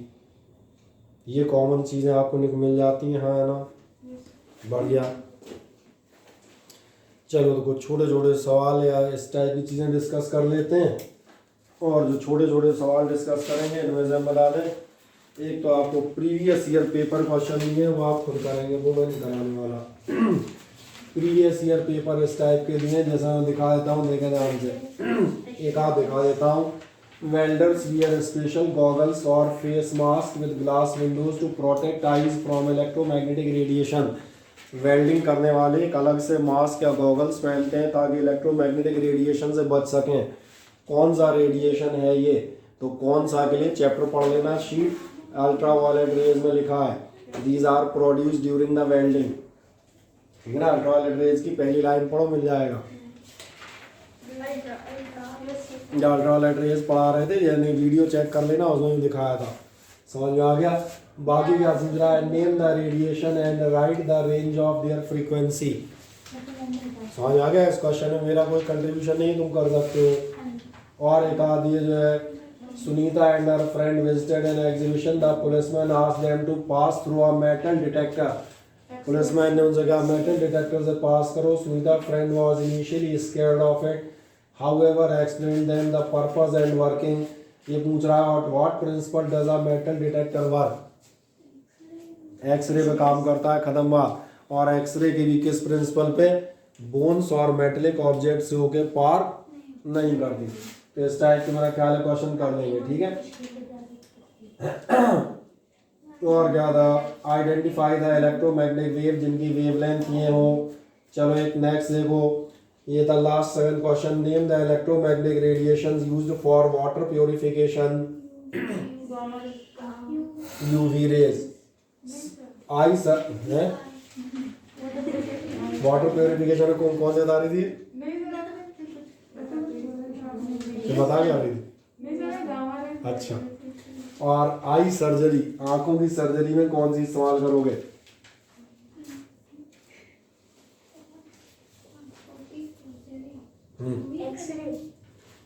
Gamma rays.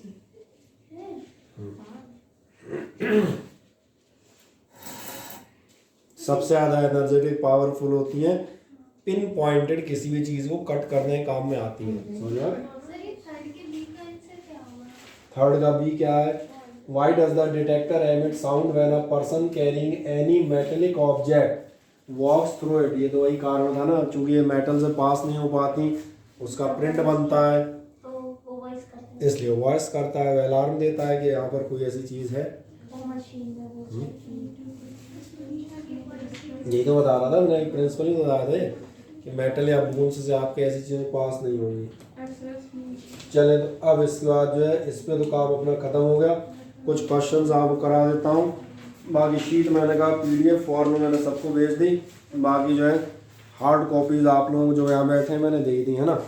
बढ़िया, इनमें से आपका एक क्वेश्चन है, चले क्वेश्चन नंबर फर्स्ट में पढ़ता हूँ। What is the wavelength of A television station?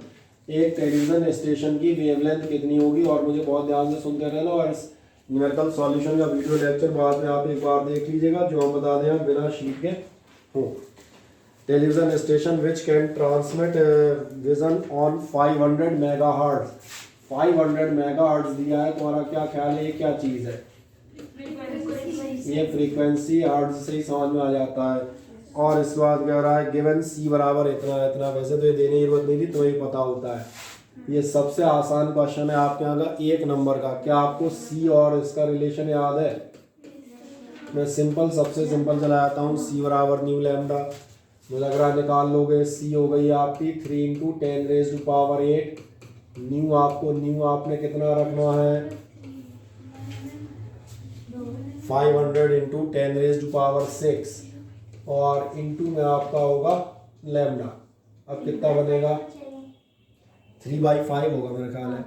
3/5 माने 0.6, तो ये हो जाएगा आपका 0.6 मीटर, या आप बता सकते हैं 60 सेंटीमीटर। ठीक है, तो छोटी मोटी बातें तो कर सकते हो। मैंने कहा मेन में दिखा देता हूँ, इसके सब क्वेश्चन यदि छोटे छोटे बहुत सिंपल सिंपल से हैं, इसलिए कहा कुछ क्वेश्चन में सॉल्व कर देता हूँ आपके लिए सीरीज वाइज ही। मिल गया पहला, कोई दिक्कत तो नहीं। क्वेश्चन ध्यान से सुनेंगे तो हर आदमी का होता जाएगा। कर दिया फर्स्ट वन।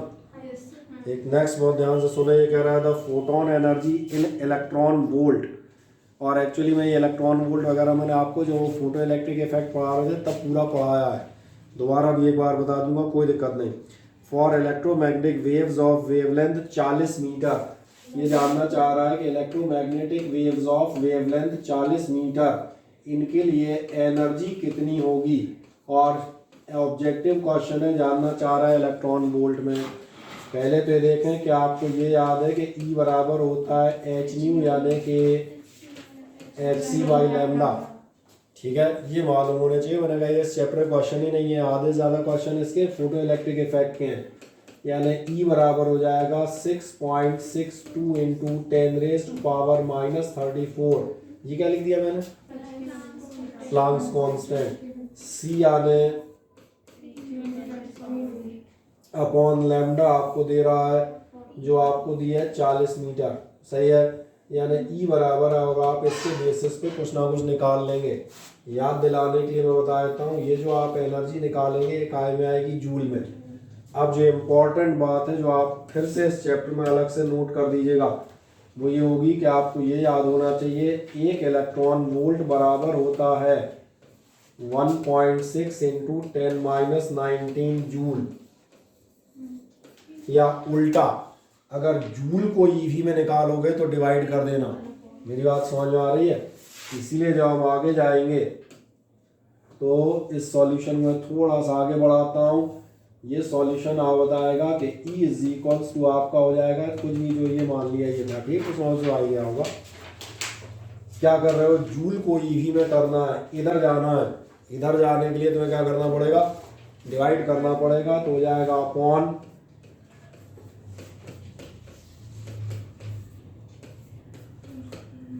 ये मैंने कहा, ये मैंने एक बार और याद दिला दी, क्योंकि मैं फोटो इलेक्ट्रिक इफेक्ट पढ़ाऊंगा तो फिर उसके लिए कल अपन आधे खा जाएंगे। तो वो मान के चलेंगे, अब आप यहाँ कर लिए भाई, चाहे यहाँ कर लो चाहे वहाँ कर लो।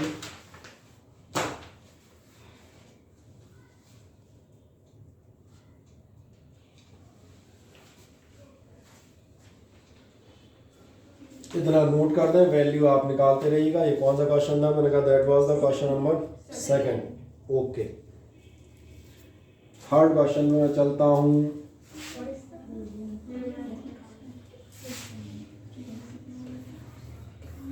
क्वेश्चन नंबर 3 भी आपका बहुत सिंपल सा क्वेश्चन है। आपसे कह रहा है what is the wavelength of the electromagnetic wave. उस इलेक्ट्रोमैग्नेटिक वेव की वेवलेंथ क्या होगी, हैविंग फ्रीक्वेंसी 1000 मेगाहर्ट्ज। मुझे नहीं करना चाहिए, हैविंग फ्रीक्वेंसी अभी नहीं कर पाओगे, लैम्डा न्यू नहीं है। शायद पहला क्वेश्चन हम यही कर रहे थे, इसको छोड़ दूं, यानी इसमें आपसे कह दूं सॉल्व, बस इतने से काम चल जाएगा। चले आए, मैं एक और क्वेश्चन में चलता हूँ। मैं क्वेश्चन नंबर 4 की तरफ चलता हूँ। क्वेश्चन नंबर 4 ध्यान से सुनिएगा, ये एक अच्छा क्वेश्चन है जो अलग हट गया, ये तो पुराने धुराने थे। क्वेश्चन 4 कहता है in plane electromagnetic wave the electric field oscillates sinusoidally. तो टेंशन मत लेना, हमने शुरुआत में कहा था इलेक्ट्रिक और मैग्नेटिक फील्ड के ऑसिलेशन साइनोसॉइडली होते हैं एट ए फ्रीक्वेंसी ऑफ, ये कितने लिखे हैं, 2 इंटू 10⁻⁴ गायब होगा ये पक्का। चले ठीक है, यानी हम यहाँ लिख देते हैं जो आपकी इलेक्ट्रिक फील्ड है वो इलेक्ट्रिक फील्ड के लिए कह रहा है electric field vibrates sinusoidally with a frequency of, कितना बता रहे हो, 2 इंटू 10⁻10 हर्ट्ज। ये आपको इलेक्ट्रिक फील्ड की फ्रीक्वेंसी दी है। आगे कहता है and amplitude 48 volt per metre. क्या आपको याद है इलेक्ट्रिक फील्ड का एम्पलीट्यूड हमने ई नॉट से लिखा हुआ है, ई नॉट आपको दे रहा है 48 वोल्ट पर मीटर। और आगे आपका क्वेश्चन है find wavelength of the wave. तो पार्ट ए आप सेल्फ कर सकते हैं, वेवलेंथ आप कैसे निकालेंगे ध्यान जा रहा है। फिर वही मैं तो सिंपल यही लगा देता हूँ, C is equals to nu lambda से, क्योंकि आपको न्यू दी गई है, C is equals to nu lambda. ये तीसरी बार क्वेश्चन हमारे पास प्रेजेंट है, कोई नया क्वेश्चन नहीं है, पहला और ये तीसरा हमने एक ही थे, फिर वही पार्ट है। वेवलेंथ हम कैलकुलेट कर सकते हैं, इसमें छोड़ देता हूँ। अब मैं जाता हूँ इसके पार्ट नंबर बी पर। पार्ट नंबर बी आपसे कहता है what is the amplitude of the oscillating magnetic field. Oscillating magnetic field का कितना होगा एम्पलीट्यूड, क्या आपको याद है एम्पलीट्यूड ऑफ मैग्नेटिक फील्ड। आइए मैं दिखा देता हूँ 1 मिनट में। एम्पलीट्यूड ऑफ मैग्नेटिक फील्ड आप लिखते थे बी नॉट से, और आप एक छोटा सा फॉर्मूला इस्तेमाल करते थे, प्रॉपर्टीज में जाके देखिएगा, ये आपको मिल जाएगा, मैंने 2 बार बताया है। क्योंकि E बाई बी का रेशियो आपका C होता था, यानी आप कह देंगे 3 into 10⁸ is equals to E naught 48 upon B naught. अब आपका बी नॉट निकल आएगा, बी नॉट कितना निकल आएगा, B naught is equals to निकल आएगा 16, है ना, 16 इंटू 10⁻8 और यूनिट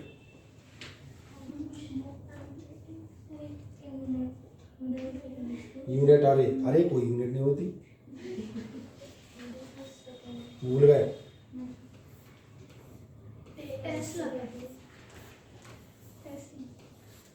ठीक है, तो शीघ्र जितनी जल्दी संभव हो सके शंख पुष्पी का सेवन प्रारंभ कर दें। मतलब मिनट करना दिमाग में सब सोचना शुरू कर देते हैं। शंख पुष्पी सिरप आती है जिसके बारे में दावा किया जाता है कि याददाश्त बढ़ाने का काम करती है।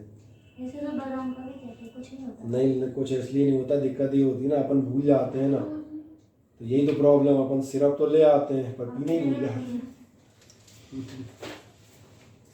मन नहीं करता। हो जाएंगे, ये तो कर लोगे। एम्पलीट्यूड ऑफ पहला पार्ट तो खैर सीधा सीधा था कि आप वेवलेंथ निकालें। कौन सा क्वेश्चन था? क्वेश्चन नंबर था 4। चले बढ़िया, आराम से 4th क्वेश्चन आप कर दें। बाकी मैंने कहा आप एक बार लेक्चर देख के इनको सॉल्व कर दीजिएगा, मैं बताता जाता हूँ आपको मज़े से, क्योंकि कोई टफ क्वेश्चन है ही नहीं।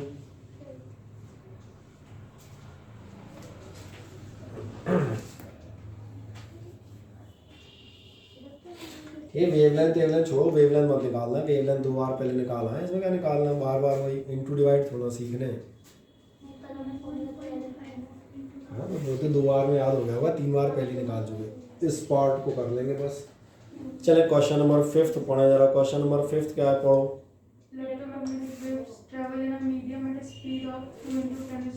बढ़िया, इलेक्ट्रोमैग्नेटिक वेव किसी मीडियम में, और ध्यान रखना मीडियम में स्पीड हम सी से नहीं लिखते, c is the standard notation for free space, air और वैक्यूम। कितनी बता रहे हो? 2 × 10⁻⁸ मीटर पर सेकेंड। ठीक है। रिलेटिव परमिएबिलिटी म्यू आर कितनी है? 1। तो पर निकालना क्या चाह रहा है? रिलेटिव इलेक्ट्रिकल परमिटिविटी जानना चाह रहा है। मुझे बताओ इनमें कोई फॉर्मूला है? कॉपियां पलटो, थोड़ा दिमाग पे जोर लगाओ, तुम्हें याद आ जाएगा। हम एक सिंपल सा फॉर्मूला पढ़ते थे, और वो फॉर्मूला पढ़ते थे, कहाँ जाएगा बेचारा फॉर्मूला?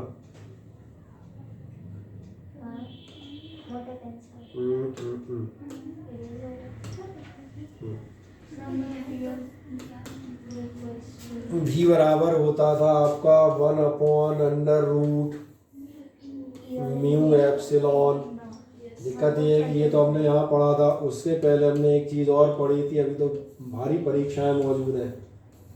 उसके पहले हमने पढ़ा था म्यू होता है, सॉरी,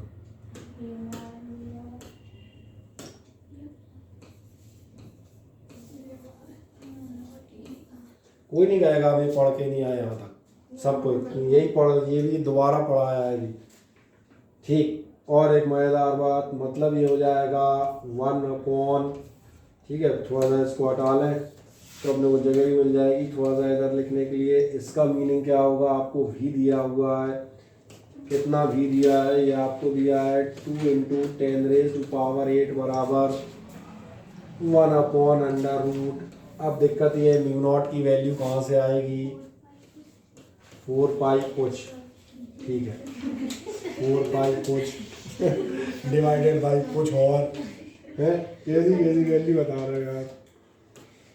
किसी को याद है परमिटिविटी परमिएबिलिटी की वैल्यू? 4π × 10⁻⁷ इंटू म्यू आर तो दे ही रहा है 1। चलो कुछ तो शराफत रखी उसने बेचारी, और साथ में क्या है? एप्सिलॉन नॉट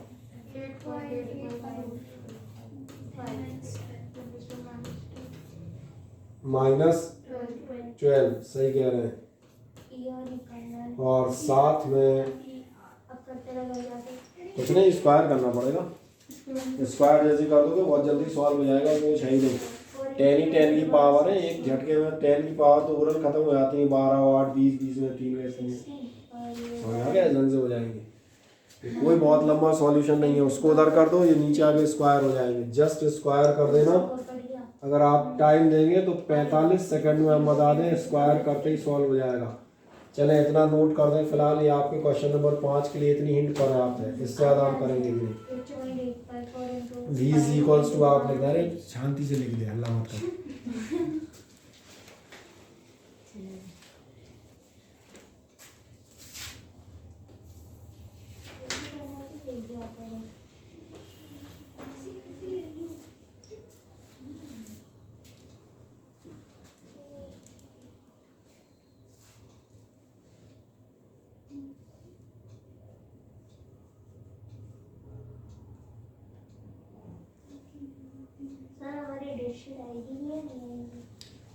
हाई आएगी।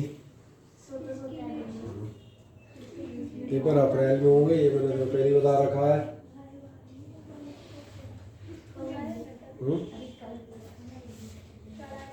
चले पहुंच गए यहाँ तक, हाँ ना बताएं, कर लेंगे आप इसे। चले सॉल्यूशन नहीं कर रहे, अब आपके लिए जाते हैं क्वेश्चन नंबर 6वां। क्वेश्चन नंबर 6वें की हिंट आपके लिए दे देता हूँ। क्वेश्चन नंबर 6 में पढ़ता हूँ, electromagnetic wave has an energy of this much, और जानना चाह रहा है ये किस रेंज से बिलोंग करती है, एक्सरे, अल्ट्रावायलेट रे या क्या। ऐसे नहीं मिलेगी, आपको क्या करना पड़ेगा, आपको बताना पड़ेगा एनर्जी कितनी दे रहा है, एनर्जी बताना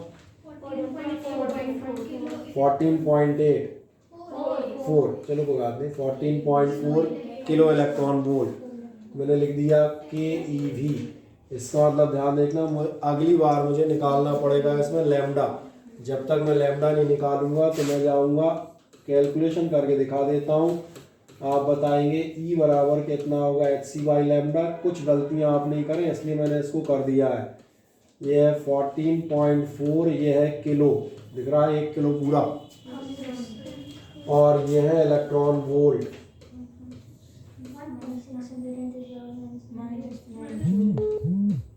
समझ आ गया? थोड़ा पॉइंट बड़ा बना दूं ताकि हर आदमी देखे, इधर का भी बनाना पड़ेगा। 14.4 किलो हो गए, इलेक्ट्रॉन वोल्ट हो गए, बराबर आपका आएगा H आपको याद है कितना होगा, H होगा आपका 6.62 इंटू 10⁻34।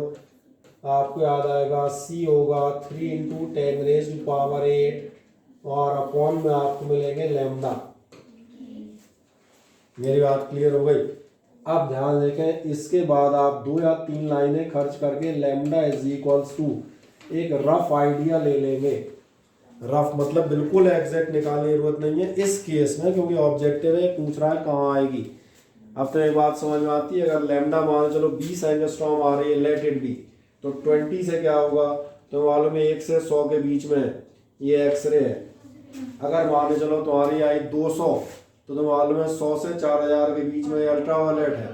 अगर तुम्हारी आई मान चलो 5000 तो विजिबल है, तो अपने आप में दिख जाएगा कौन सा रीजन आ रहा है, केवल आपको लैम्डा निकालनी है। समझ आ गया? क्वेश्चन में क्वेश्चन है, क्योंकि लैम्डा निकालने के बाद ये भी देखना है कि ये किस रेंज के अंदर आ रहा है, एक्सरे के अंदर के अल्ट्रावायलेट के अंदर या जो भी गामा हो किसके अंदर आ रहा है, तो डिपेंड करेगा जहाँ आएगा।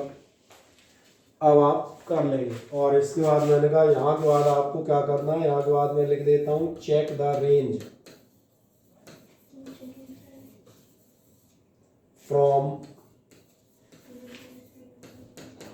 EM spectrum. उससे आप आराम से रेंज चेक कर लेंगे, ये आपका काम होगा। ठीक, आप किसी को कोई महान डाउट हो तो मुझे बताएं।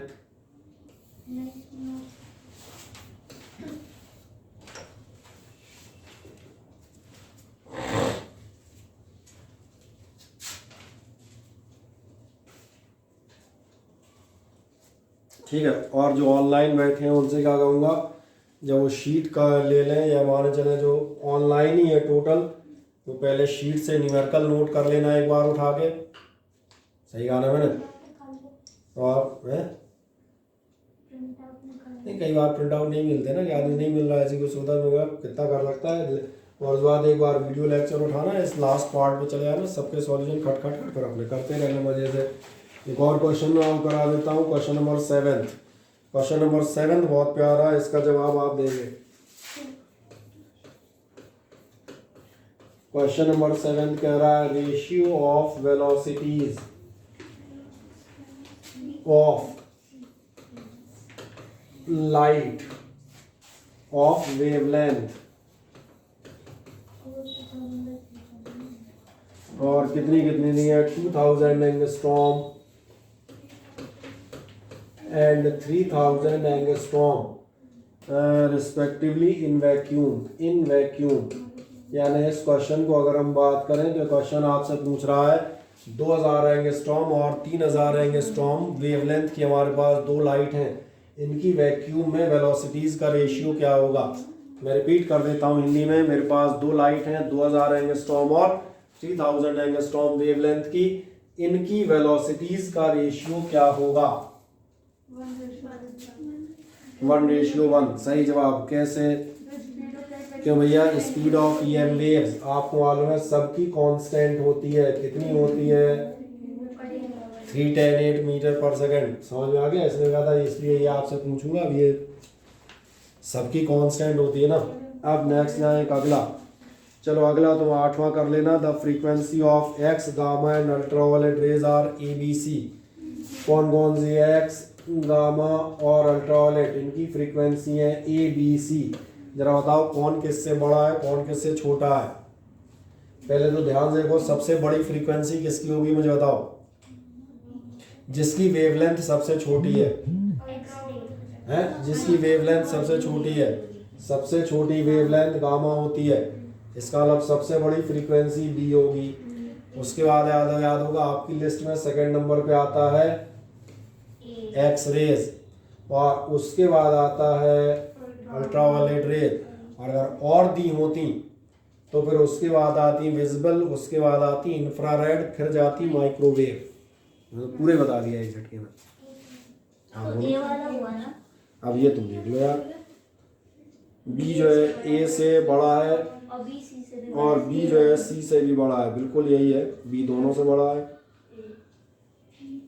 क्योंकि बाकी सब में बी किसी ना किसी से छोटा दिखाया और बी किसी से भी छोटा नहीं है। बी सबसे बड़ा है। सही है ना? बी फॉर बड़ा। चलें एक नेक्स्ट है, इनमें से कौन सी इलेक्ट्रोमैग्नेटिक वेव नहीं है? Question number 10। क्वेश्चन नंबर 10 आपसे आना चाह रहा है कौन सी इलेक्ट्रोमैग्नेटिक वेव नहीं है? Gamma rays, C rays, infrared rays, beta rays या सी रेज? चलो मैं लिख देता हूँ बीटा रेज, दूसरा आपकी गामा रेज, तीसरा आपका सी रेज और चौथा आपका इंफ्रारेड है। सी नहीं मालूम? और कैसी बातें कर रहे हो? Cathode rays. इनमें से कौन सी आपकी जो है इलेक्ट्रोमैग्नेटिक रेडिएशन नहीं है? इसके एक नहीं दो जवाब है, क्योंकि आप भूल गए होंगे दोनों ही फास्ट मूविंग इलेक्ट्रॉन्स होते हैं। कैथोड रेज याद है नेगेटिव इलेक्ट्रॉन्स होती हैं, बीटा रेज वो होते हैं जो न्यूक्लियस से निकलने वाले बीटा एमिशन पढ़ रहे थे ना। चले इसके बाद है आपका कौन सा क्वेश्चन पे? 11। The charging current for a capacitor is 0.2 ampere. Displacement current बताएं। किसी के लिए आपकी चार्जिंग करंट, ध्यान देखें ये वही मैक्सवेल वाले डिस्प्लेसमेंट करंट पे आ गए। ठीक है, यहाँ से आपकी चार्जिंग करंट कितनी है? 2 एम्पियर। तो यहाँ पर करंट बताएं। डिस्प्लेसमेंट करंट तुमने ध्यान नहीं दिया। करंट नहीं, जीरो नहीं कह सकते। करंट जीरो है, लेकिन इस एरिया में फिर आपने एक बात ध्यान दी, यहाँ पर कंडक्शन करंट जीरो है, लेकिन मैंने कहा था but the variable magnetic field is equivalent to the current. तो जो डिस्प्लेसमेंट करंट होगी वो कितनी होगी? क्योंकि आपको मालूम है law of conservation of charge या करंट लगता है। ऑप्शन नहीं है होगा।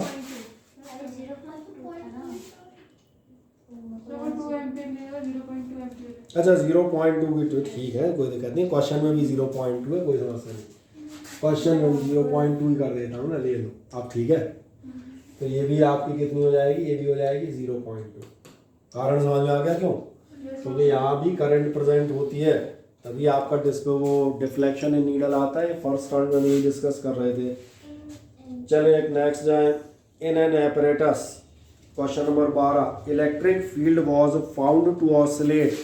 इलेक्ट्रिक फील्ड आपकी ऑसिलेट कर रही है विद एन एम्पलीट्यूड, और एम्पलीट्यूड दिया हुआ 18 वोल्ट पर मीटर।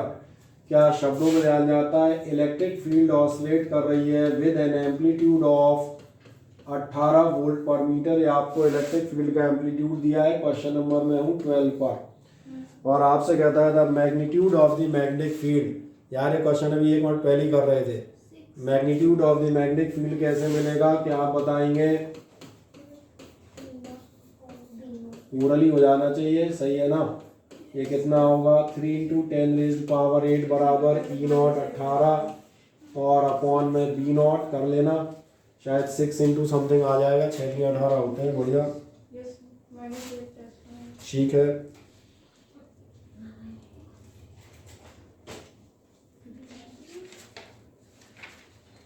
कर लेंगे, हाँ ना। क्वेश्चन नंबर 12 पर ही थे ना हम। चलो मैं क्वेश्चन नंबर में 17 से बता दूंगा, क्वेश्चन नंबर 18 से बताऊँ सीधा। 18 से बता देता हूँ, और इसमें 20 क्वेश्चन है, तो 20 क्वेश्चन में कुछ ऐसा है नहीं। 20 में से 19वां 20वां तो तुम्हारी वेव की इक्वेशन पे आधारित है, जो आप लास्ट ईयर पढ़ के आए थे, y बराबर a sin omega t minus के एक्स पर। वो अगर आपको याद नहीं आया तो एक बार 11th के रजिस्टर से इक्वेशन चेक कर लीजिएगा। मैं आपको क्वेश्चन नंबर 18 बता देता हूँ। क्वेश्चन नंबर 18 कह रहा है TV tower has a height 50 metre. एक टीवी टावर की हाइट आपको कितनी दी है? 50 मीटर। और क्या जानना चाह रहा है? Average population density around the tower is 500 पर किलोमीटर स्क्वायर। और एक मजेदार चीज कह रहा है अपने आसपास पॉपुलेशन डेंसिटी कितनी है? मतलब समझ में आ रहा है, आसपास के एरिया में 500 लोग पर किलोमीटर स्क्वायर में रह रहे हैं। और ये जानना चाह रहा है then the population covered by it, तो ये कितनी पॉपुलेशन कवर कर जाएगी। यहाँ देखो तुम्हारा एक 10th का क्वेश्चन है। 10th में एक आपका क्वेश्चन आया करता था, फेमस क्वेश्चन था, एक गधा जो है 7 मीटर लंबी रस्सी से बंधा है, कितनी घास खा जाएगा, यही होता था ना। लेवल पे बात करनी पड़ती है, तुमसे बात कर रहे हैं तो गधा बांधेंगे, समझ में आना चाहिए। लेवल शुड बी मैच, है ना। तो मैंने कहा अगर आप करेंगे तो अभी नहीं समझ में आया। टावर ध्यान देखना, ये टावर है, इस साइड रेंज, उस साइड रेंज, इस साइड। टावर के चारों तरफ एक सर्कल नहीं बन जाएगा। तो पहले तो एक काम करें, रेडियस निकाल लें। पहले तो आप एक काम करें, आप इस कैंसर में क्या काम करेंगे, आप सबसे पहले निकालिएगा range of tower. Range of tower आपके लिए अभी 2 मिनट पहले फॉर्मूला आपने खुद कॉपी में डिराइव किया है, d बराबर √2RH। और जिन्हें भूल गया है उनके लिए मैं फिर से लिख दूंगा, ये आपकी रेडियस ऑफ अर्थ, वो आप सही बता रहे थे पिछले साल की, 6.4 इंटू 10⁻⁶ मीटर थी। कितना था हाइट? 50 मीटर। ये हो गया 50। ये निकाल लेना आराम से, डी निकाल लेना, कोई दिक्कत नहीं है, कोई महान काम नहीं है। मेरा सवाल है जब आपकी रेंज ऑफ टावर डी निकल गई तो समझ में आ रहा है, इसलिए आप करेंगे, इसलिए एरिया ऑफ कवर्ड सर्कल। नहीं समझ में आया? क्योंकि एक ही तरफ थोड़ी ट्रांसमिशन दोगे, चारों तरफ दोगे ना, तो जो एरिया ऑफ कवर्ड सर्कल होगा वो कितना होगा? ए से लिख देता हूँ, हो जाएगा पाई, क्योंकि रेडियस बन गई तो मैं इसमें वैल्यू नहीं रख रहा, ठीक है ना। और इसलिए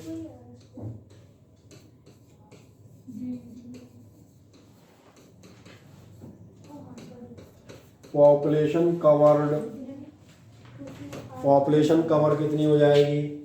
500 पीपल थे पर किलोमीटर स्क्वायर में। तो ध्यान देखना ये आपकी मीटर में आ रही है, तो एक काम करना, इसको यहाँ पे जब कैलकुलेट करना तो किलोमीटर में कवर कैलकुलेट कर लेना। किलोमीटर में कर लोगे ना, डिवाइड बाई था 8 किलोमीटर आ रही है एग्जैक्टली, बढ़िया। तो इन्होंने निकाल भी दिया, तो देखो सिंपल सा हो गया, 64 पाई हो जाएगा। और ये भी हो गया, ये कितना हो जाएगा? 500 इंटू, खत्म बात। इतने लोग आपके निकल आएंगे। अब आप इस टाइप क्वेश्चन मैंने कहा आराम से कर सकते हैं। एक आध दो क्वेश्चन बीच के 3-4 बचे हैं, फिर भी किसी में डाउट हो तो एक बार आप मुझे पूछ लेंगे, ठीक है ना। आज कौन सा टर्न कौन सा है अपना? वेडनेसडे, बढ़िया। तो संडे तो टेस्ट है ही तुम्हारा, वो तो एक रेगुलर टेस्ट है ही। चलो संडे को है टेस्ट, तो फिर एक काम करें, इसका एक ऑनलाइन ऑब्जेक्टिव खेलना था, वो कब खेलें? मंडे को, नहीं वेडनेसडे को, अगले वेडनेसडे को। तब तक आदमी भूल ही जाएगा ये कब पढ़ा दिया मुझे। किसका? हाँ इसी का सैटरडे, वेडनेसडे, कल थर्सडे कर लेते हैं। ठीक है। टाइम रात में 9 बजे। सो जाती है 9 बजे काई क्लास तेरी? अरे ऐसी केमिस्ट्री कौन पढ़ा रहा है रात में 9 बजे? हैं तुम कहते नहीं सर शरीफों का टाइम खत्म हो जाता है रात 9 बजे बाद।